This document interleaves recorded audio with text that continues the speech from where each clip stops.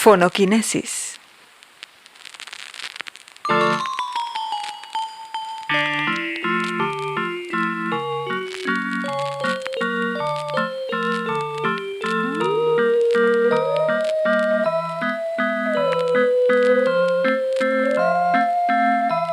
Pues muy buenos días, buenas tardes y buenas noches a todos los que nos escuchan. Este es otro episodio de Fonoquinesis.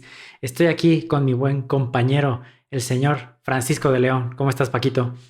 Muy bien, gracias Sergio. ¿Qué tal? Buenos tiempos a todos que nos escuchan. Así es, buenos tiempos a todos. Y bueno, hoy vamos a hablar de algo bastante interesante. Como bien saben ustedes, nosotros tenemos este podcast para hablar de el grandioso arte que es el cine, ¿no? Pero no podemos ignorar que el cine está compuesto por varios aspectos del arte, ¿no? Entre ellos está, bueno, la fotografía, está el sonido, y queremos hablar también de un aspecto interesante que realmente tiene una influencia muy grande, ¿no? En el cine, que es la literatura. Paco y yo somos lectores de hueso colorado, como diríamos en México. Y bueno, es imposible ignorar la influencia que ha tenido la literatura en el cine, ¿no? Entonces, voy a dejar aquí que mi compañero Paquito introduzca el tema. Pues muy bien, sí, la verdad es que hay gente que aún no lo sabe, ¿no? Pero pues, la mayor parte de lo que vemos en cine en realidad son adaptaciones, ¿no? O sea, Ujú. es más común encontrarnos con adaptaciones de algún libro que encontrarnos con guiones originales, ¿no? La proporción, de hecho, es bastante mayor a nivel mundial, ¿no? O sea, que esto ocurre, ¿no? Y era un poco lógico, ¿no? Que esto iba a pasar con el tiempo, ¿no? Desde los primeros momentos de la historia del cine, no, pues directores van a estar interesados en hacer adaptaciones de obras clásicas, ¿no? Por ejemplo, pensemos en el famosísimo Viaje a la Luna de Georges Méliès, ¿no? O sea, al final es una adaptación de la obra homónima de Julio Verne, ¿no? Nosferatu de Murnau, ¿no? Pues no es otra cosa que una adaptación de Drácula. Una adaptación no dicha, porque por cierto a Murnau lo demanda la viuda de Stoker, ¿no? O sea, todavía vivía Florence Falcom, que era la esposa de Bram Stoker, el autor de Drácula, y de hecho lo demanda cuando lanza Nosferatu. Y recordemos que es una película que tenemos de milagro, ¿no? O sea, la que hemos podido acceder de milagro, porque en realidad ella gana el juicio y la corte ordena a Murnau destruir todas las copias de la película, y él guarda una. Él guarda una y es por eso que podemos verla. Pero entonces vaya, ¿no? Muchos directores son los que han estado interesados en adaptar obras literarias, ¿no? Obviamente, por lo general, obras que a ellos les llaman la atención. Y pues es así que se ha integrado, ¿no? Prácticamente de lleno. No, yo creo que lo primero importante que habría que señalar es que a mí me gustaría evitar esta discusión de qué es mejor, si el libro o la película, ¿no? A mí me parece una pregunta muy barroca porque Sí, son cosas distintas, ¿no? O sea, yo totalmente. nunca estoy esperando ver una adaptación literal del libro porque además sería muy aburrido. Generalmente sería muy aburrido, ¿no? Porque lo que tenemos que tomar en cuenta es que son lenguajes distintos. Así es. Así es, así es. Y dentro de estos lenguajes cada uno tiene sus características que lo hacen único y lo hacen bueno, ¿no? Es como tratar de llevar un disco a... Y esto pasa también, ¿no? Cuando tratas de llevar, por ejemplo, estas películas que se tratan de bandas, ¿no? Y dicen, Ujú. pues simplemente hay que usar todo el soundtrack de la banda y lo ponemos en una película. Es como es que no funciona igual. O sea, Claro, realmente la música dentro del cine tiene otra función, aparte de la música que escuchamos, ¿no? Independientemente de la imagen. Entonces, ujú, en este caso, yo creo que la literatura fue el primer acercamiento que tuvimos nosotros con las historias, ¿no? Con las ujú. historias y en específico también con la ficción. O sea, nosotros podemos hablar que la historia de la literatura, tan vasta que es dentro de nuestro desarrollo cultural, habla muchísimo de nuestra imaginación como seres humanos y ha sido tan popular antes del cine, ¿no? Antes del cine, lo que teníamos era la literatura para poder echar a nuestra imaginación a andar. Entonces, a mí me parece, bueno, yo me considero muy suertudo de vivir en una época en donde el cine ha llegado a tales lugares como para ilustrar cuestiones de la literatura que antes eran imposibles, ¿no? O sea, tratar Así es. de ver películas como de autores como Tolkien, ¿no? O incluso de autores de ficción, como la película de Dune, ¿no? Que va a salir justo ahora, que es como hace 30 años no te podías imaginar que estas cosas fueran posibles y están siendo posibles ahora. Entonces, hablemos también un poco, me gustaría empezar hablando, pues, de lo difícil que es adaptar una obra literaria, una película, empezando por el tema legal, ¿no? Sí. Como habla Paquito, empezando por ceder los derechos o por tratar de hacer una negociación por los derechos de los libros, ¿no? Y que empezó con estos estudios comprando derechos de diferentes libros, ¿no? Así es. Así es una práctica viejísima, ¿no? O sea, tener Ujú. los derechos por una obra, o sea, porque finalmente sí se puede complicar mucho, ¿no? Tener los derechos de adaptación. Finalmente ya en algún capítulo hablamos de eso, ¿no? De las dificultades que representa sobre todo en nuestros tiempos la ley de derechos de autor porque suele proteger a todo mundo menos al autor, Así es. ¿no? Pero entonces finalmente aún así es complejo, ¿no? Entender cómo son los procesos, ¿no? Para llegar a buenos acuerdos, ¿no? Además de que finalmente uno como autor de repente pasa, ¿no? Que pues, hay gente, ¿no? Que no le gusta lo que ve, ¿no? O sea, no le gusta cómo queda la adaptación, ¿no? O incluso no nada más adaptación, ¿no? Sino ¿qué pasa? Ya tendríamos que hacer un capítulo sobre estas películas basadas en una historia real. Sería muy bueno, ¿no? Que habláramos Claro. de ello, ¿no? Pero, o sea, por ejemplo, ¿no? El Patch Adams histórico, ¿no? Que estaba tan enojado cuando vio la película Patch Adams, porque dices, perdón, es que nada de lo que ponen ahí pasó, ¿no? Y de repente ocurre también con las adaptaciones cinematográficas de libros, ¿no? Que las vemos y decimos, no, es que esto no era así. Hay veces que funciona para bien, hay veces que funciona para mal, ¿no? O sea, por ejemplo, por más que porque si alguien tiene fans que son puristas es Tolkien, ¿no? O Ya. sea, los fans de Tolkien suelen ser muy puristas, ¿no? Y por ejemplo, muchos de ellos se enojaban del hecho de ver que en la adaptación cinematográfica que hicieron Philippa Boyens, Fran Walsh y el propio Peter Jackson, habían dejado fuera a un personaje tan importante en la novela como Tom Bombadil. Ujú. Pero ellos lo dijeron y les creo. Tom Bombadil es un personaje que no es nada cinematográfico. Así O es. sea, en primer lugar canta por la menor provocación, ¿no? O sea, la menor provocación el güey está cantando, ¿no? Entonces se vuelve un tanto desesperante, ¿no? Ver a un personaje así. Y sí, él fue el que le dio la espada a Frodo con la que se protege, de la que brilla cuando hay orcos cerca. Pero en realidad preguntémonos cuánto tiempo hubiéramos perdido. De hecho, en algún momento decíamos, ¿no? Que más o menos lo que hubiera durado la trilogía del Señor de los Anillos, si Peter Jackson hubiera hecho una adaptación total de las novelas, hubieran sido aproximadamente 24 horas de metraje. Ya. Y de por sí ya tenemos casi 12. Sí, yo los hubiera visto, ¿eh? Pero definitivamente hubiera sido bastante, bastante diferente y bastante, bastante aburrido. O sea, me parece, incluso en los extras, si nosotros vemos los extras me parece que es la comunidad del anillo, Jackson menciona a Tom Bombadil, ¿no? Y menciona Ujú. este excerto del que está hablando Paco, ¿no? Y él dice, mira, es que yo cuando analicé la obra con mi esposa, que su esposa es realmente la guionista principal de las películas, dice, no contribuye a nadie a la historia, ¿no? Al desarrollo de la Ujú. historia. Entonces Ujú. dijo, Ujú. definitivamente, si no contribuye al desarrollo de la historia, no lo voy a incluir porque tengamos en cuenta algo. O sea, los fans del Tolkien conocen la historia perfectamente y han leído los libros, pero muchas personas, su primer acercamiento con El Señor de los Anillos y la obra de Tolkien fue esta película. Sí. Entonces, si tú empiezas viendo esta película y hay una serie de cosas que apelan a un universo más grande que no entiendes, evidentemente no te va a apelar ni te va a dar un incentivo para realmente adentrarte a dicho universo. O sea, yo creo que Peter Jackson entendió perfectamente el balance entre mantener a los fans de Tolkien relativamente felices y atraer a fans nuevos, ¿no? Atraer a gente nueva a disfrutar de sus obras, porque tengamos en cuenta que El Señor de los Anillos salió en 1957, me parece, ¿no? En el 57 así es. Entonces, es un libro que para cuando salieron las películas ya llevaba bastantes años. O sea, tengamos entendido que no, no era un libro nuevo, ni era una obra literaria nueva. Entonces, realmente sí que hubo una segunda generación, incluyéndome, que disfrutamos de la obra de Tolkien gracias a estas películas. Entonces, es Ujú. importante que entendamos que la responsabilidad en específico de un director de adaptar una obra literaria no solo es con los fans de la obra, sino con los futuros, si se puede decir, futuros fans, ¿no? De la obra por venir. De hecho, seamos sinceros, ¿no? ¿Y qué es lo que estamos viendo cuando vemos una adaptación? Lo que estamos viendo es la lectura que hace el guionista y después la lectura que hace el director. Así es. O sea, lo que estamos viendo es el trabajo de lectores.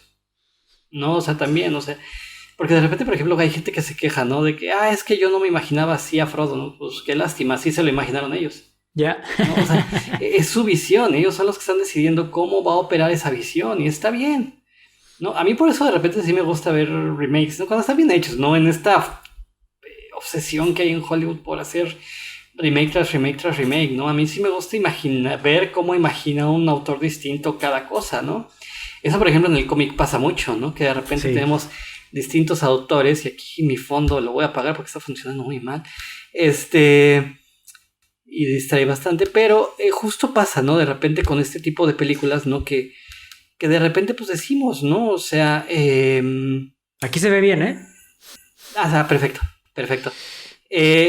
Lo que nos pasa con distintas adaptaciones es que decimos, bueno, a ver, ¿qué es lo que estamos viendo? Pues estamos viendo visiones distintas de directores distintos, ¿no? Por ejemplo, ahí por eso no me molestaba cuando decían lo de Spider-Man, ¿no? Que de repente ya habíamos visto el origen de Spider-Man en la versión con Tobey Maguire y que de repente estábamos medio volviendo a ver la versión del origen de Spider-Man en la película con Andrew Garfield. Y yo decía, está bien, o sea, en el cómic ha pasado que hay veces que autores distintos reimaginan, ¿no? El mismo origen para un personaje, ¿no? Entonces, eso es, creo que bueno, ¿no? O sea, insisto, ¿no? Hollywood, que ya lo hace nada más con afanes comerciales y todo esto, ¿no? Es muy problemático, pero ahí me gusta ver este tipo de cuestiones, ¿no? Por ejemplo, con películas pasa, ¿no? Es muy distinta. Recordemos que Solaris, esta extraordinaria película dirigida por Tarkovsky, está basada en una novela homónima de Stanislav Lem.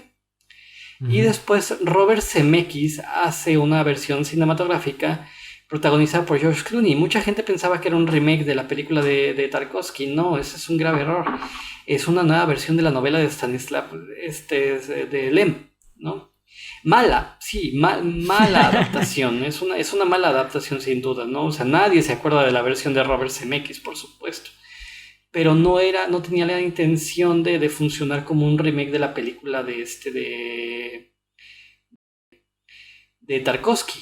Lo mismo le pasó a los hermanos Coen cuando dirigen True Grit, ¿no? True Grit, recuerden que ya había habido una versión que de hecho protagonizaba John Wayne, que fue la única vez que no solo lo nominaron, sino que se llevó el Oscar, John Wayne.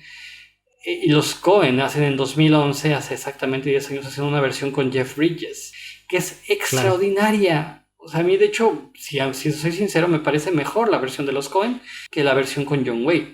Pero ellos mismos lo decían, ¿no? Aunque homenajean la versión de John Wayne, ellos dicen, no, nuestro propósito era hacer una nueva versión de la novela. No, y también es el caso, por ejemplo, con Dune, ¿no? Que no podemos comparar el Dune de Sting con el Dune que va a salir ahora. Exactamente, sí, el de David Lynch. Exacto, el de David Lynch, en donde protagonizó, uno de los protagonistas es Sting, ¿no? Entonces yo creo que también es eso, o sea, son ideas diferentes, son adaptaciones diferentes, visiones diferentes, y es lo mágico de estas adaptaciones de otros medios al cine. Yo creo que también pasa a la hora que estamos adaptando libros que tenemos como un compromiso emocional con estos libros, ¿no? O sea, lo podemos ver, por ejemplo, en el caso de Peter Jackson. O sea, Peter Jackson le encantaba la obra de Tolkien, era un fan ávido de dicha obra. Y gracias a eso hubo un compromiso de hacer algo que fuera una película de Tolkien. O sea, él lo dice, esta película no es para mí, esta película es para Tolkien. O sea, yo quiero que Tolkien, evidentemente no iba a ver la película, pero quiero que esto sea para él, ¿no? Para homenajear su obra. Y esto a veces no pasa. Yo siento que esto a veces no pasa con las adaptaciones literarias, que es un poco como un auto-homenaje al director o al guionista, ¿no? De decir, no, esta es mi interpretación y lo más importante es cómo yo interpreto el libro, no lo que el autor quiere decir. Y aquí es donde todo se va para abajo, ¿no?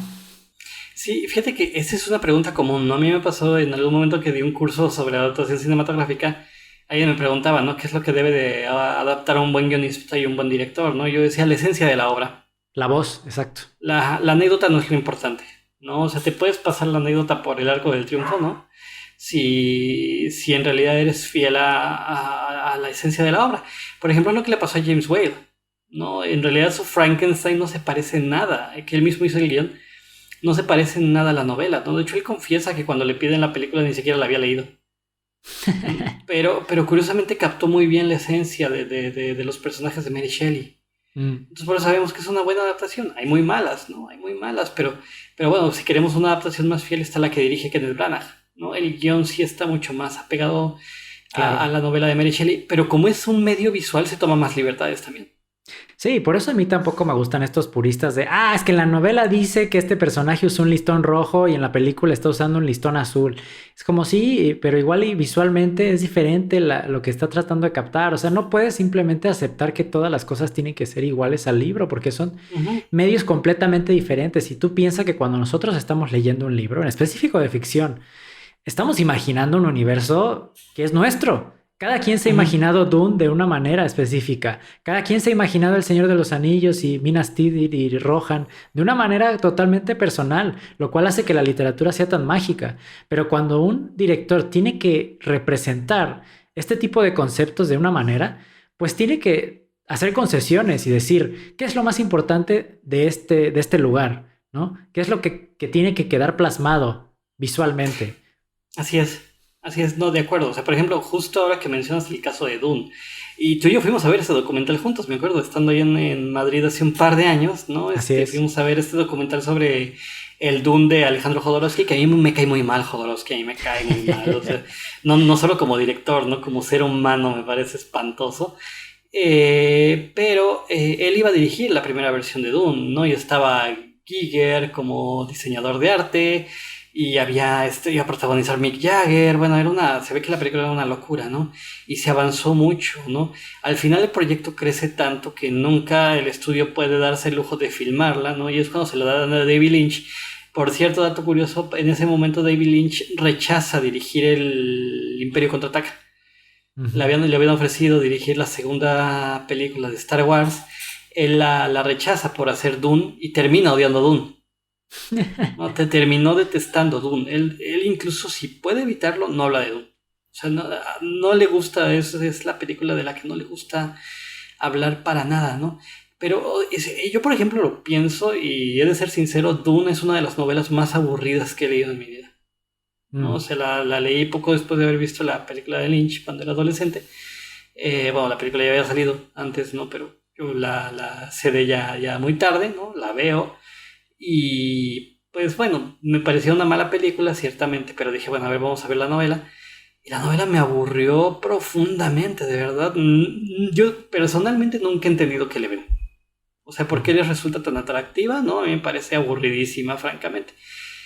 Pero si me preguntas, voy a ver la versión de Denis Villeneuve, claro, totalmente. Claro.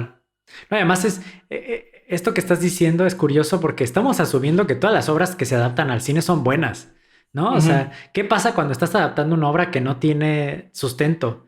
¿No? Y pasa, ¿eh? Hay casos donde el director dice, me gusta la idea, pero odio la obra. Yo creo que el caso más Ujú. famoso de esto es El Resplandor.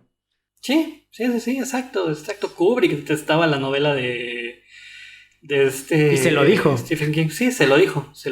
No, y de hecho hay una escena que no terminó en el metraje final, pero que los fans de Kubrick conocemos, ¿no? Y es el hecho de que los personajes de la novela no van en un bocho rojo, van en un beetle, ¿cómo le dicen aquí? Sí, pues ves que Sí, nosotros le en un decimos bochos, escarabajo.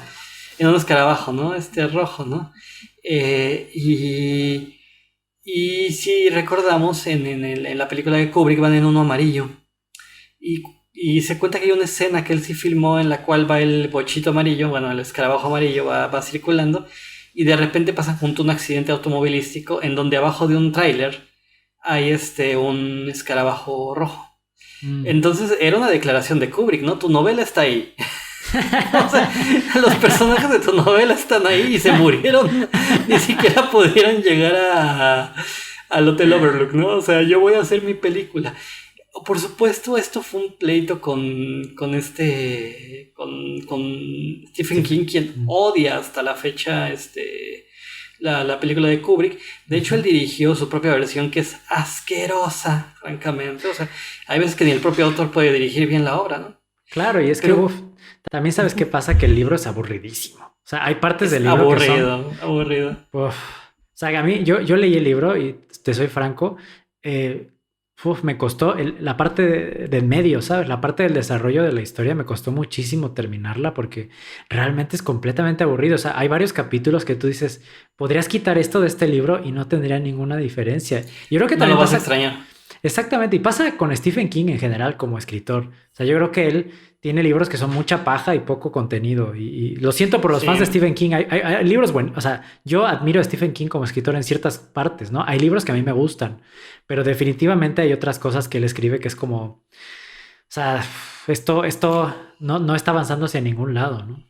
sí, a mí fíjate, me pasa también con King, que no me gusta nada. O sea, de sus libros me gusta mucho. Tiene un ensayo sobre literatura de horror. Tiene un ensayo sobre literatura de horror que me gusta mucho. Y me gustan mucho sus crónicas de béisbol y de música, porque además es un melómano y en particular le encanta el punk. Mm, ¿No? Entonces tiene una historia del punk. Él escribió el cuadernito que venía en el homenaje a los Ramones, este homenaje que termina al final produciendo a Rob Zombie. Él hace el ensayo introductorio, es muy interesante, ¿no? Pero a mí como escritor de horror, y aquí como dices, ¿no? Que me perdonen los fans de Stephen King, incluidos nuestros amigos César del Álamo, sí. este Jesús Diamantino, quien también estuvo acá y que también pronto tendremos por acá David Rojas. A mí que me disculpen, pero a mí King nunca me ha gustado, ¿no? Entonces, hay veces que me pasa, ¿no? Que encuentro que hay películas que son buenas pese a que el libro es malo, ¿no? Sí, y eso El se siente. Resplandor, Ujú. la novena puerta, digo, no, la puerta de la ventana secreta.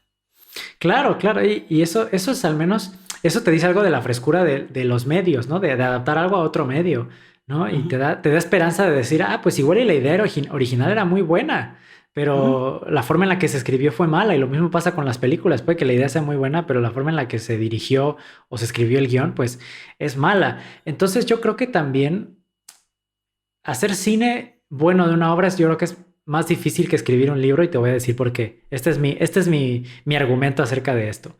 Cuando una persona escribe un libro, realmente tú estás, igual y tienes a un editor con el que intercambias ideas, pero es trabajo de una persona, normalmente, escribir un libro. Pero cuando estás haciendo una película, es trabajo de cientos, decenas de personas, a veces Ujú. cientos, en el caso del Señor de los Anillos, ¿no? Y estás tomando, Miles. exacto, y estás tomando cientos de decisiones todos los días que pueden o no afectar positiva o negativamente al proyecto. Entonces me parece que estos directores que han adaptado películas y que lo han hecho con éxito, se les debe mucho. O sea, en específico no solo a los directores, sino a los equipos cinematográficos que han adaptado películas, obras literarias al cine de manera exitosa, se les debe bastante porque no es lo mismo tú como autor, como escritor, tomar decisiones contigo mismo que realmente discutir con otras 20 personas qué es lo que el autor trataba de decir. ¿Y qué es lo que quieres hacer al respecto? ¿No? Exacto. Además, sí, no, porque además del otro lado justamente está esta parte en la cual también hay obras dificilísimas de adaptar, ¿no? O sea, también hay Claro. libros, o sea, el Quijote, ¿no? O sea, de hecho, al grado que prácticamente nadie ha podido filmar una versión del Quijote, ¿no? Y recordemos que versa una especie de maldición sobre la novela, ¿no? A lo mejor lo más cercano es El Hombre de la Mancha, ¿no? Este musical espantoso, porque bueno, ya muchos aquí saben que odio los musicales, pero género al que le tendríamos que dedicar también un episodio en algún momento, ¿no? Sí. Em, pero vaya, ¿no? Finalmente también hay esas obras, ¿no? O sea, que son imposibles de adaptar. Por ejemplo, yo recuerdo que Aki Kaurismäki, el extraordinario director finlandés del que ya hablamos cuando hablamos de bandas ficticias que se hicieron famosas, es el director de Los Vaqueros de Leningrado, su primera película fue Crimen y Castigo. Y hace algunos años en una entrevista le preguntaban, ¿no? O sea, oye, ¿por qué te decidiste a hacer como primera película además una novela tan importante como Crimen y Castigo, ¿no? Y él responde, no, lo que pasa es que me dijeron que era imposible filmarla, ¿no? O sea, y dice, nada, entonces tú querías demostrar que era lo suficientemente bueno como para poder hacer una versión. Dice, no, sabía que me iba a salir una mierda y eso me quitaba presión para mi segunda película. No, Total. eso es lo que quería, era quitarme presión para la segunda película. Y miente, por cierto, la versión es muy interesante, ¿no? Lo que él termina haciendo por la novela cambia completamente, ¿no? Porque además no tenía dinero para hacer algo Claro. del tamaño que representaría hacer Crimen y Castigo, ¿no? Pero lo hace muy bien, ¿no? O sea, lo hace muy... Y volvemos al punto, es eso, lo que entendió Kaurismäki es qué hay de esencia en esa novela. Exactamente, y eso es lo importante, o sea, más si estás adaptando a Dostoyevsky, o sea, y Ujú. pensemos también en la literatura rusa en general, ¿no? O sea, estamos hablando de literatura que es sumamente existencialista, o sea, estamos hablando de temas que ya de por sí es difícil representar de manera escrita, o sea, Ujú. ya de por sí es difícil entenderlos cuando los estás leyendo. Entonces, ¿cómo lo representas de manera visual? O sea, ¿cómo haces que estas cosas se traduzcan hacia otro medio? Y a mí me parece que cualquier persona que trate de adaptar no solo la obra de Dostoyevsky, sino la literatura en específico rusa, tienes que ser muy inteligente. O sea, tienes que ser una Y persona que entiende perfectamente, o al menos si no perfectamente, la esencia de lo que están hablando estos autores. Y para entender eso, déjame decirte, está difícil. O sea, sí. yo he leído varios libros y no sé si, o sea, la verdad es que mi intelecto me lleva hasta un techo cognitivo y definitivamente el techo cognitivo está en esto. A mí me parece que no es tarea fácil adaptar este tipo de literatura. No, justo por eso se vuelven tan difíciles, ¿no? Por ejemplo, yo no imagino una adaptación del Ulises de Joyce. Claro, Tanto está pasando, imaginemos que tanto está pasando en el mundo interno del personaje, ¿no? Que ¿cómo adaptas eso? así ¿No? O es. sea, justo como dices, ¿no? Es lo que pasa con Dostoyevsky, ¿no? Incluso sus novelas más abiertas, ¿no? Como podría ser Memorias del Subsuelo, que personalmente es mi favorita. Yo mientras leía alguna vez Memorias del Subsuelo pensaba, ¿cómo adaptaría esto? ¿No? O sea, es que sería bien difícil porque es una reflexión tremenda sobre la burguesía, ¿no? Pero, por ejemplo, independientemente de que no haya una adaptación directa de esta novela, tenemos lo que hacía Buñuel, ¿no? Que en el dulce encanto de la burguesía, en el Ángel Exterminador, encuentras elementos que hay en las novelas de Dostoyevsky, ¿no? Pero como los guiones son distintos, Buñuel ya estaba pensando directamente en un medio visual. Entonces Claro. esas metáforas funcionan ahí, en No, esa forma. o luego tenemos también las obras Sí. tan populares que han tenido muchísimas adaptaciones, como es el caso de Ana Karenina, ¿no? De León Ujú. Tolstoy, que tenemos ahí a otro gran escritor que tiene una obra bastante extensa y que además tiene una obra bastante complicada, ¿no? Es una Exacto. obra compleja y bueno, empezamos con, por ejemplo, la versión o sea, Ana Karenina tiene múltiples versiones hasta el punto en el que en 1911, ¿no? La primera versión que se hizo de Maurice Maitre y hasta la fecha, ¿no? Que salió en el 2012 la última dirigida por Joe Wright, Exactamente, ¿no? que es poco afortunada, por cierto. Sí, justo eso, ¿no? A mí la versión de Joe Wright me pareció menor zona, a pesar de una actuación interesante de Keira Knightley, ¿no? O sea, a pesar de... Claro. Y de que la propuesta era interesante, porque además era muy teatral, si te acuerdas, ¿no? Era Sí, sí, esta, sí. pues, en escena muy teatralística, ¿no? Por decirlo de alguna forma. Perdón por el adjetivo que acabo de utilizar. Sí, sí, es una versión interesante, pero a mí, bueno, no sé, a mí la película la verdad es que no me gustó mucho. No me parece que le haga justicia a la esencia realmente de la obra, ¿no? Y tanto que mencionamos esto de la esencia, o sea, ¿tú cómo definirías como, qué es la esencia? O sea, ¿cómo sacarías la esencia de un autor en una obra? Yo creo que serían los temas de fondo.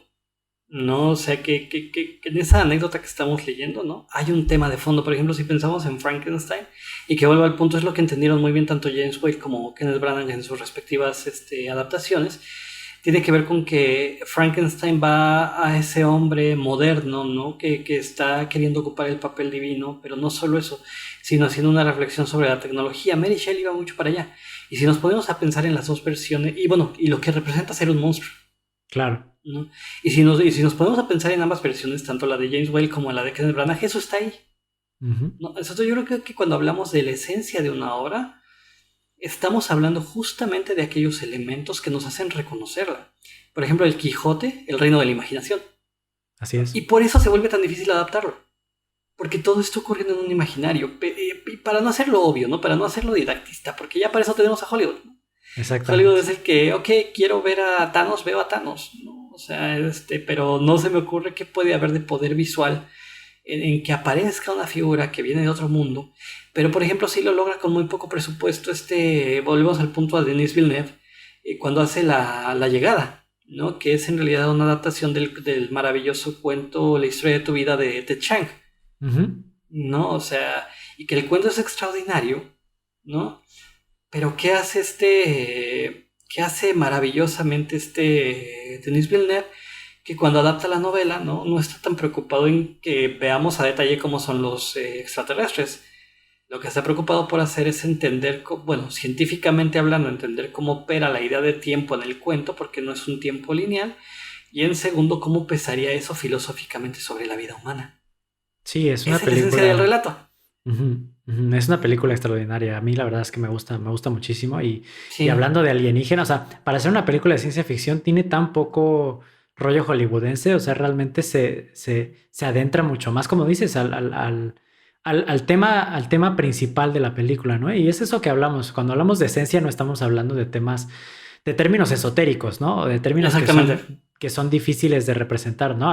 De hecho, es totalmente lo contrario. O sea, estamos hablando de las ideas em, que toman el papel de pilares dentro de la obra literaria, ¿no? ¿Cuáles son las ideas de las que vive este tipo de obra y de las que se desarrolla, ¿no? Y, por ejemplo, lo mismo pasó con Tolkien, ¿no? Tolkien estaba completamente en contra de la tecnología, del desarrollo tecnológico en muchas de sus facetas. Y lo vemos también, por ejemplo, en la parte donde los Ents luchan contra Saruman, ¿no? Luchan contra Isengard y cuando Treebeard, que se da cuenta de que todos sus amigos árboles han sido totalmente aniquilados, pues pide a la naturaleza cobrar venganza de la tecnología, ¿no?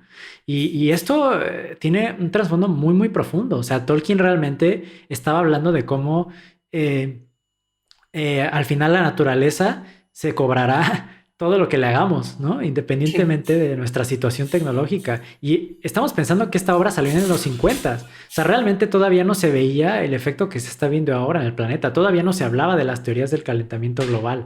Entonces, pensemos cómo también una persona puede tener ideas que van más allá de sus tiempos. Y por eso tal vez la película no estaba lista para ser adaptada, ¿no? Y que ya había habido adaptaciones, ¿no? Sí, Recordemos sí, que, sí, por sí, ejemplo, así total. como decías que tu generación conoció al Señor de los Anillos por la versión de Peter Jackson, casi todos en mi generación lo conocimos por la versión japonesa. La animada. Es decir, la animada, ¿no? O sea, Ujú. entonces que era muy mala, por cierto, pero bueno, que en aquel momento era fascinante por el tipo de tecnología que utilizaba. Y Claro. de nuevo, porque entendió muy bien la alegoría sobre la tecnología y sobre la guerra que estaba haciendo Tolkien. Ujú. Porque además a muchos se les olvida, ¿no? Yo recuerdo que en alguna conferencia hace algunos años, ahí había gente en el público que se enojaba porque los ponentes del homenaje a Tolkien estaban hablando de cómo, de todas las alegorías católicas, ¿no? Come on, no hay referencias religiosas, no, a ver, perdón, Tolkien era católico. Y Y hay un sumamente montón, católico. O sea, no solo hay era un montón católico, de referencias. claro, él era creyente total, o sea, fue creyente toda su vida Ujú, hasta el ujú. punto, y pensemos por qué, o sea, al final, la figura paterna más importante que tuvo Tolkien en su vida fue una persona que estaba dentro del sistema católico.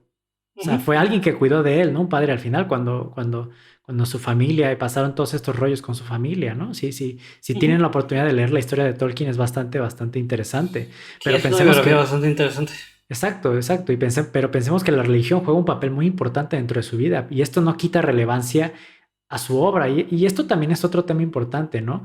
Que con la llegada de lo políticamente correcto en este momento, a veces es un poco difícil tratar de contextualizar las obras literarias a la hora de que se hacen las películas actuales, ¿no? O sea, tú podrías hacer una película actual de una obra literaria de los 40 y 50 y mucha gente diría, es que esto es racista, esto es machista, es como, pues perdóname, pero es que el libro salió en los años 50. O sea, evidentemente estás tratando de adaptar algo que proviene de un momento en la historia de la humanidad que ya no existe. O hasta más difícil aún, ¿no? Lo que le pasó, pasó. O sea, yo insisto que una película como Los 120 días de Sodoma de Claro, Pasolini en este momento sería imposible, ¿no? O claro. sea, en este momento sería imposible que alguien le dejara filmar a Pasolini lo que filmó en los 60, ¿no? Porque de verdad, o sea, tomemos en cuenta que está adaptando al Marqués de Sade, ¿no? Y que son obras de casi de 200 y tantos años, ¿no? Entonces, finalmente es cierto, ¿no? O sea, estamos viviendo un momento en el que parecería que limitamos mucho el cómo leemos, ¿no? O sea, estamos Claro. muy limitados a cómo podríamos leer, no sé, un Lolita, ¿no? Una novela como Lolita, o hacia dónde podríamos, hacia qué dimensión. Entonces, por eso a mí me gusta ver a estos autores, estos cineastas que de verdad se atreven como a dar pasos, ¿no? O sea, por ejemplo, para mí una de las mejores adaptaciones literarias de los últimos años es lo que hizo Wes Anderson con El Gran Hotel Budapest. Mm, Porque no es una obra, está basada en varios pretextos de obras de Stephen Zweig. mm, Él acaba de leerlo y lo que hace es tomar elementos de varios para hacer el guión claro. del Gran Hotel Budapest. Y funciona muy bien. No, o sea, funciona muy bien. ¿Y por qué lo hizo así? Porque él mismo lo decía, ¿no? Hay cosas en las novelas o en los cuentos de este Stephen Zweig que sería difícil adaptar, ¿no? Entonces, por eso lo hace de esa forma, ¿no? O sea, la cosa, ¿no? O sea, la película de John Carpenter, al fin y al cabo, para mí es la mejor versión de una película sobre Lovecraft que hayamos visto. Sí. No está basada en la obra de Lovecraft abiertamente, pero tiene todos los elementos de una obra Lovecraftiana. ¿Y qué es lo que pasa? Que Lovecraft es muy difícil de filmar.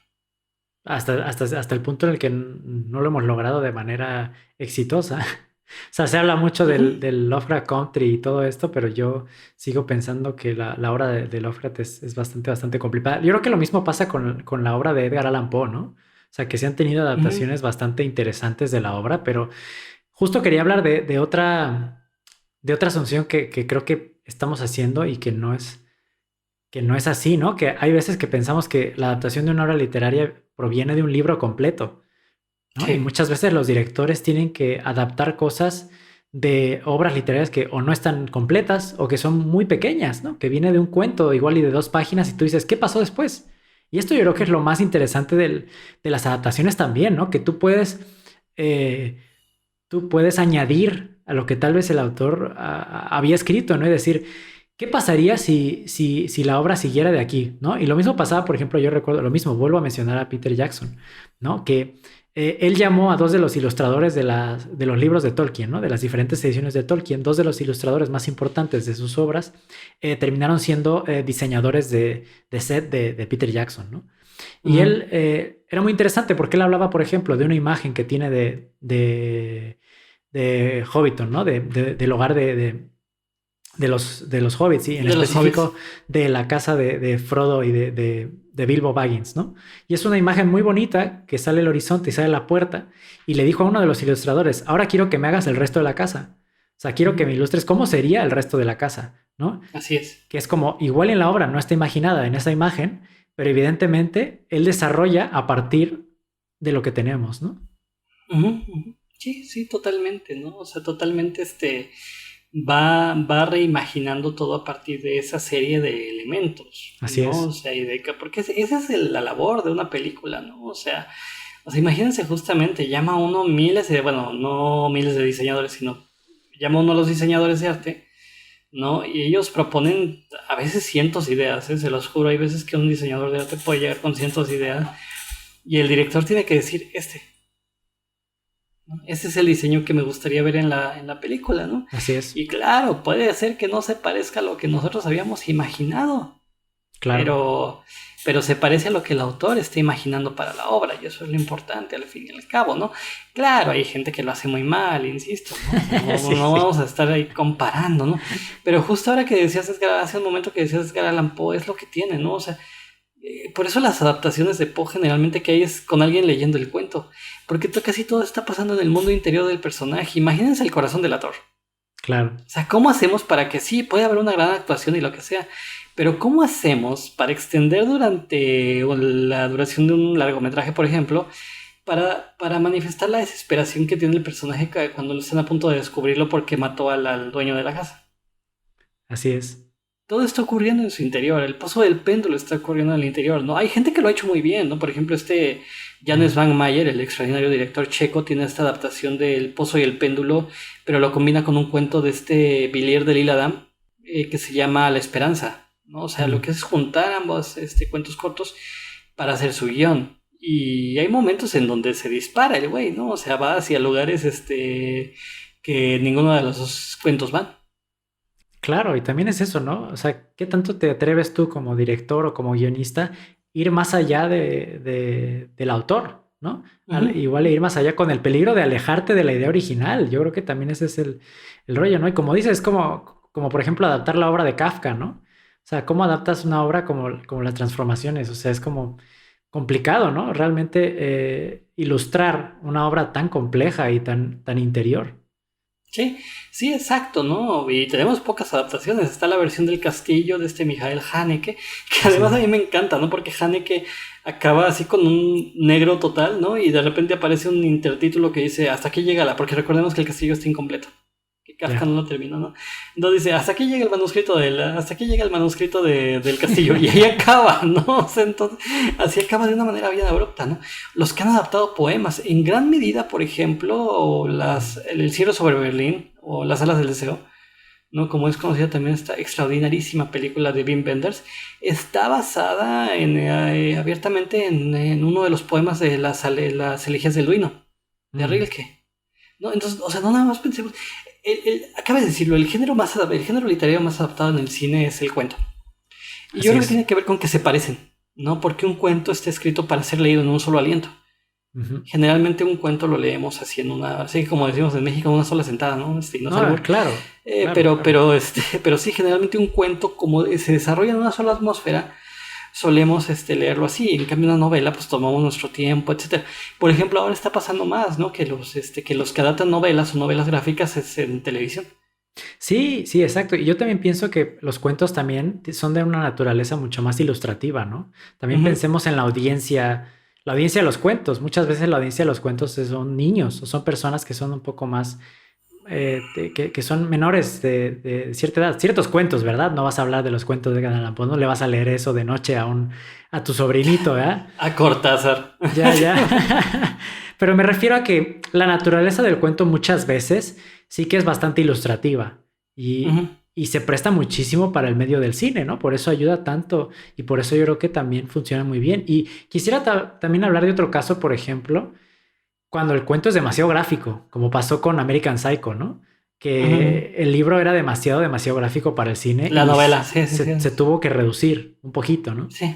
Se tuvo que calmar un poco, pero que la directora hace un gran papel, ¿no? Ahí, o sea, y justamente llevando hacia lugares hacia donde la novela de Bret Easton Ellis no va, ¿no? O sea, ella empieza a dirigir hacia su película, ¿no? Entonces, lo hace muy bien.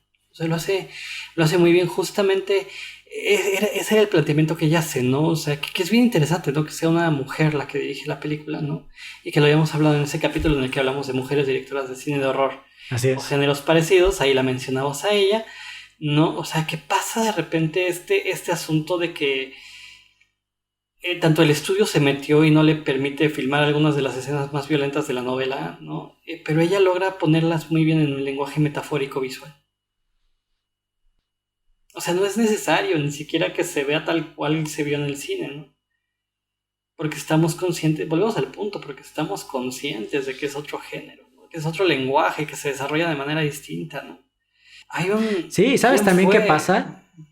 Yo siento que perdona, ¿eh? ¿Sabes también qué pasa? Que yo siento que la directora, en el caso de American Psycho, también pudo rescatar ideas que tal vez el autor no logró desarrollar completamente. O sea, que yo creo que también la directora planteó ciertas cuestiones acerca del capitalismo, o fue un poquito más allá de donde fue el director, y eso también parece interesante, ¿no? Hay veces que también hay gente tan buena para adaptar estas cosas, por ejemplo, que hay ideas entre líneas que también se captan y se profundizan, ¿no?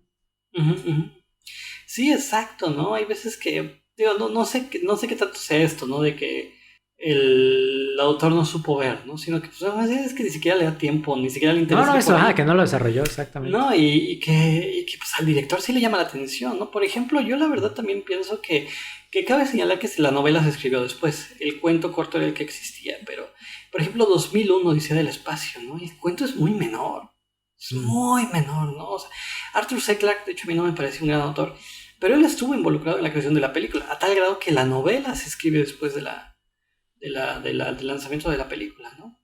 Entonces sí, o sea, pasa de repente, ¿no? ¿Qué ocurrió con la película? Que lo que hizo Kubrick muy bien fue decirle, oye, ¿no habías pensado en que también podías llegar a esto, podías llegar a esto, podías llegar a esto? Entonces, en las conversaciones es cuando ya en el trabajo conjunto, como bien señala Sergio, ¿no? Empiezan a llegar a ciertas conclusiones de hacia dónde puede llegar la película que el cuento corto original no llegó.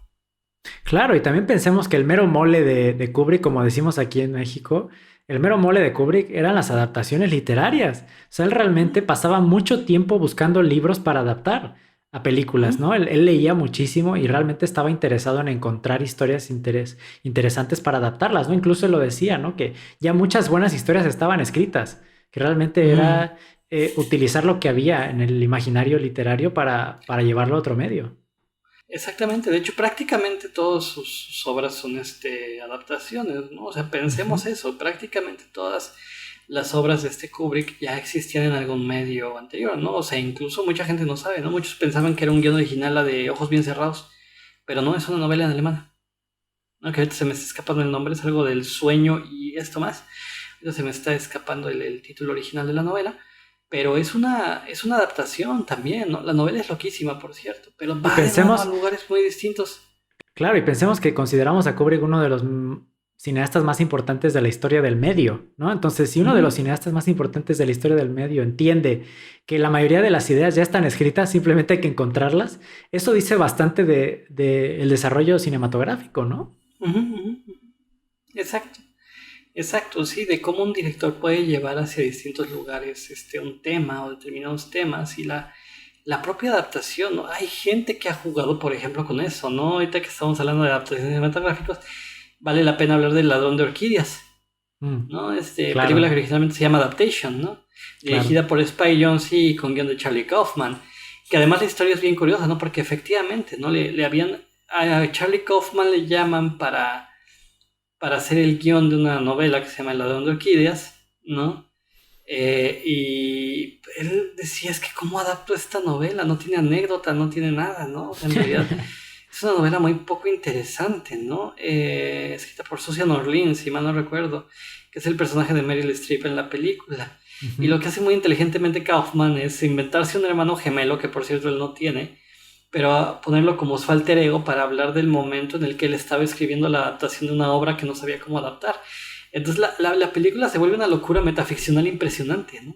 Claro, Porque más bien justamente la película va sobre las dificultades que implica el hecho de adaptar una obra. exactamente. Esto es interesante, ¿no? Porque es un poco meta todo. Sí, sí, sí, sí, sí, Sí, sí, sí, es metaficcional a más no poder. total. O sea, y yo. Hasta incluso sale, perdón, hasta incluso sale Brian Cox interpretando a Robert McKee, que es uno de los grandes gurús estadounidenses para la escritura del guión. Ya, ya, ya. Claro, o sea, imagínate. Realmente pues, se vuelve complejo, ¿no? Podemos ver que ya llega al punto de un punto de complejidad bastante interesante. Y yo también Ujú, quisiera hablar para llevarlo como a un tema de cierre en términos de lo que está pasando ahora, ¿no? Y lo que viene de las adaptaciones.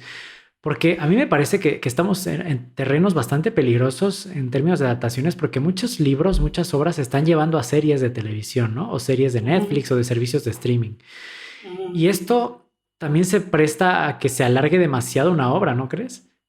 Sí, no totalmente, ¿no? Por ejemplo, una de mi novela distópica favorita es La Conjura contra América, ¿no?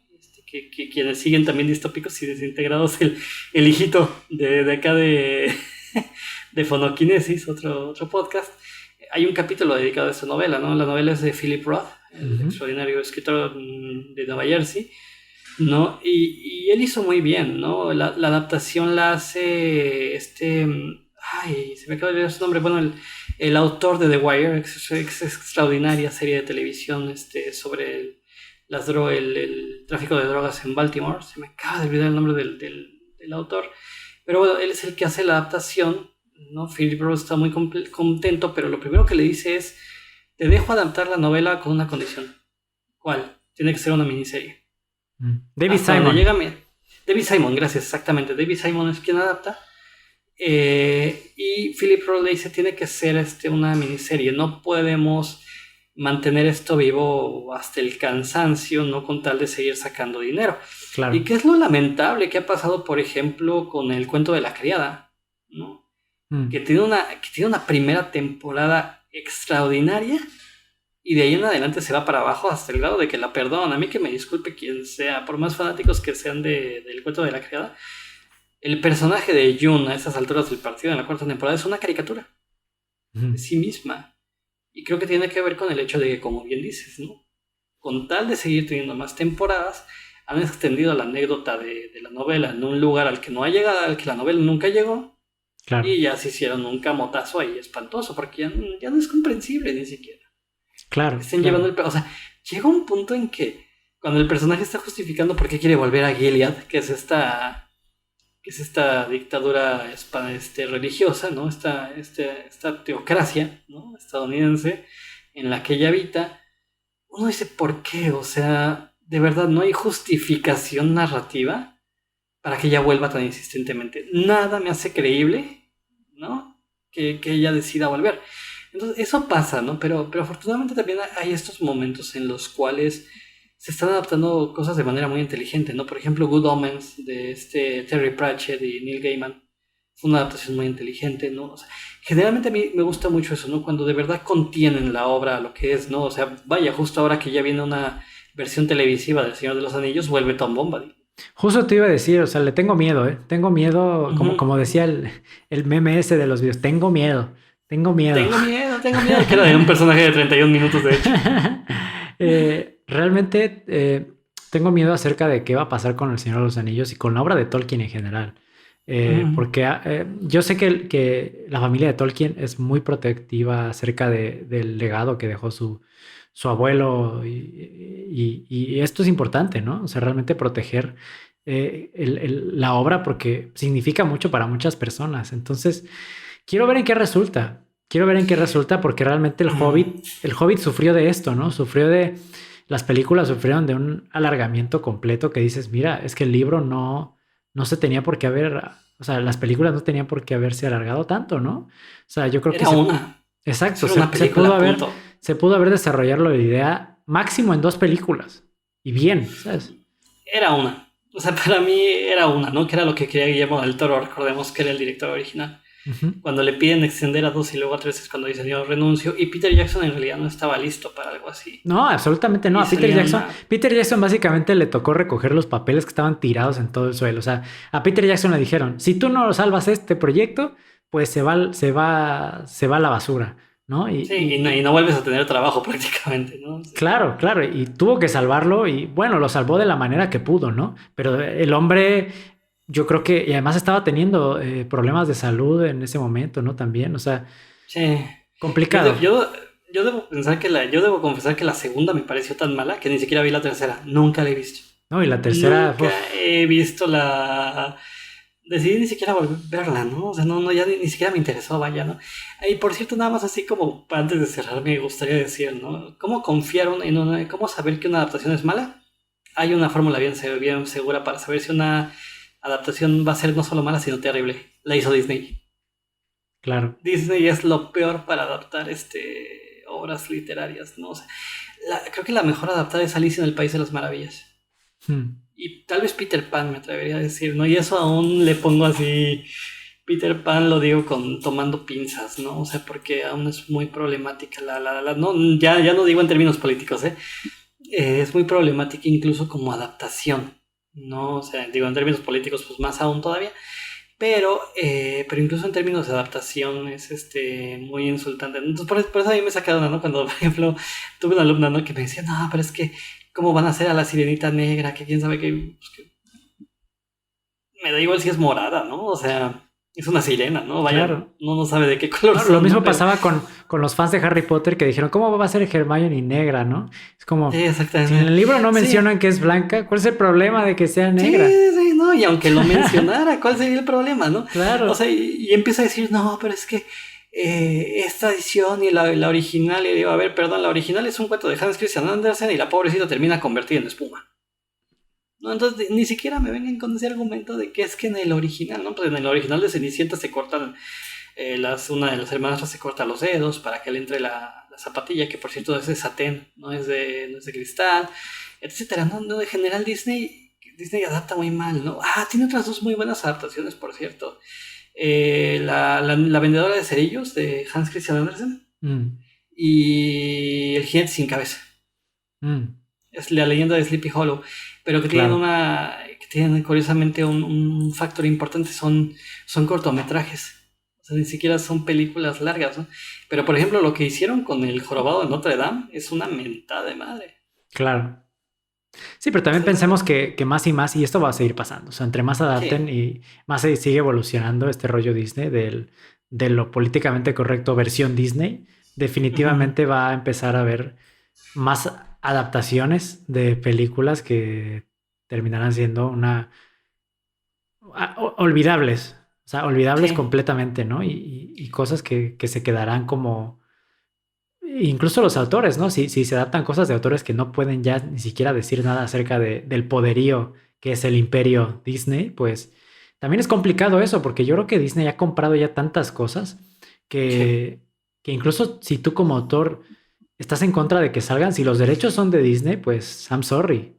Y no puedes hacer nada, ¿no? O sea, si quieres hacer una Exactamente. nueva versión del asunto, o sea, hay algunos que se salvan, ¿no? Por ejemplo, justo la mejor versión de cinematográfica de Peter Pan, salió hace poco, bueno, sí, no, ya tiene como sus buenos 15 años, tal vez un poco más, pero de hecho es la primera vez que a Peter Pan lo interpretaba un niño, Mm, porque generalmente lo hacían no mujeres o adultos, ¿no? claro. Mujeres que podían ser adolescentes o algo así, pero generalmente eran mujeres o hombres adultos los que la interpretaban a Peter Pan. Esta fue la primera vez que lo interpreta, creo que es de 2003 la película, que lo interpreta un niño y que además es la primera vez que cumplen una especificación porque recordamos que antes de que fuera novela, el propio J.M. Barrie había presentado Peter Pan como una obra de teatro. Y esta película de 2003 es la primera en tomar en cuenta una especificación que J.M. Barrie pone en su versión teatral. Y es que el mismo actor que interpreta al Capitán Garfio es el que debe interpretar al papá de los Darling. Mm. No, hay una cuestión bien interesante, ¿no? Pero es cierto, esa película, muchos creemos que de manera velada, pero Disney la boicoteó, Claro, no, o ¿no? sea, puedes creerlo, puedes creerlo. Yo creo que también por eso es que, por eso mucha gente se pregunta, por qué la familia de Tolkien protege tanto su obra?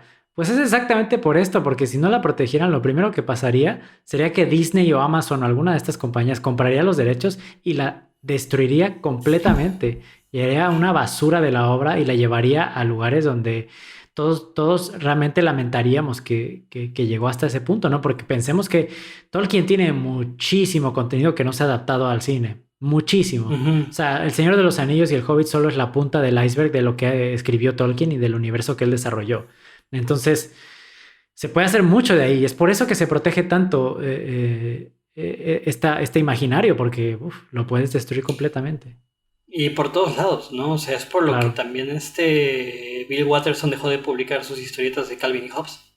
Mm, Porque no quería ni que hubiera juguetes, ni que Disney lo comprara en algún momento. Él está súper protegido para evitar que compañías como Disney compren Calvin y Hobbes, ¿no? O sea, claro. porque además el hombre todavía vive, está retirado, ¿no? O sea, de vez en cuando llega a publicar algo por ahí, ¿no? Pero es ya muy raro que llegue a hacer algo. Se ha aislado completamente del mundo y parte de ello tiene que ver con que él decía es que no puedo permitir que Disney toque a Calvin y Hobbes, ¿no? Porque van a hacer algo muy distinto de lo que son si dejamos que se acerquen lo más mínimo, ¿no? Entonces, vaya, o sea, ya hay incluso muchos autores que empiezan a protegerse de todo esto, ¿no? Sí, sí, pensemos que lo mismo pasó con Tintín, ¿no? Tintín que Sí. también se hizo la película con Spielberg, me parece, ¿no? Que fue quien Ujú, la hizo y bueno, también es una obra bastante inmensa, o sea, es algo muy, muy ujú. importante en el imaginario de muchas personas y estamos a la espera de ver qué pasa, ¿no? Porque Peter Jackson me parece que iba a dirigir la secuela, si bien me Pues se acuerdo. llegó a decir, pero hay que tomar en cuenta que la primera película ya lleva 10 años Sí, sí, o sea, quién de sabe haber salido. qué ha pasado con Tintín, ¿no? Pero bueno. Yo espero que ya no lo hagan, ¿eh? O sea, la verdad es que no era buena la película, ¿no? No, yo Entonces, creo que ha envejecido mal también, no sé, no. O sea, tiene muchas cosas interesantes a nivel tecnológico, por ejemplo, pero la ujú. película sí que ha envejecido, no ha De envejecido por muy sí bien. Tintín ha envejecido mal, ¿no? Hay Ya, que decirlo, exacto. ¿no? De por sí Tintín ha envejecido muy mal, ¿no? Ahora pensemos en sus adaptaciones, pues han envejecido peor, francamente, ¿no? Entonces, pues bueno. Pero pues creo que sí tenemos todavía, y bueno, de nuevo como recomendación, ¿no? Siempre lo mejor es buscar cine independiente, ¿no? En el cine independiente vamos a ver muchas buenas adaptaciones. Ya hablamos del caso de Svankmajer, ¿no? Que, por ejemplo, tiene una película en donde adapta en la misma película cosas de Edgar Allan Poe, del Marqués de Sade y de Bataille, ¿no? Que se llama Sileni, bueno, y parte de las ideas de Foucault, ¿no? Es decir, ¿no? Hay un grupo de gente por ahí que no, a lo mejor no son ni los más famosos ni nada, pero que han hecho brillantes adaptaciones y arriesgadas además, ¿no? Vaya, y bueno, ya sea en el cine comercial, esta adaptación reciente del Hombre Invisible es una maravilla. Claro, Y no claro. se parece nada a la novela, por supuesto. Claro, también tenemos, por ejemplo, la adaptación, no sé si viste la de Hansel y Gretel, que te dije que la había visto antes, Ah, o claro, Hansel y, Gretel y Hansel se Gretel llama. y Hansel, ¿no? Que me parece una adaptación, si bien a nivel del guión no es increíble, a nivel visual es una locura, o sea, a nivel No, visual, y a nivel de guión es muy inteligente. sí, sí, o sea, O sea, lo que pasa es que por momentos puede parecer lenta, pero claro, pero es muy interesante la película y realmente lleva este cuento a otro nivel visual y narrativo, ¿no? O sea, realmente me parece una gran rendición y es de un director relativamente, sí, relativamente joven y relativamente independiente, ¿no? exactamente, ¿no? O incluso en el directores más conocidos, pero que hacen la adaptación que hacen los hermanos Cohen de No Country for Old Men Claro. es de verdad maravillosa, ¿no? O sea, de verdad es una adaptación extraordinaria y se separa de la película de tal forma, no anecdóticamente, porque pasan muchas cosas, obviamente, en la película que pasan en la novela. Ahí sí son muy respetuosos de la anécdota, pero lo que lograron muy bien los Cohen es que parezcan dos productos separados. Hmm, Que uno lee la novela y dice qué maravilla, y uno ve la película y dice qué maravilla. claro. También tenemos el ejemplo del silencio de los inocentes, ¿no? También. Claro, ¿No? Que también pasa, claro. yo creo que pasa algo parecido, pero bueno, yo creo que les hemos mencionado bastante en este episodio, tienen bastante que ver en películas, bastante que leer en libros y pues muchas gracias Paquito, esto ha sido bastante interesante y algún pensamiento final que tengas para nuestros escuchas. Pues nada, a leer mucho, a ver mucho cine y pues si tienen la oportunidad de adaptar algo. Así es, pues sí, muchísimas gracias a todos los que nos escuchan, ya saben, nos pueden seguir en nuestras redes sociales y bueno, esto fue Fonoquinesis, hasta luego. Hasta la próxima.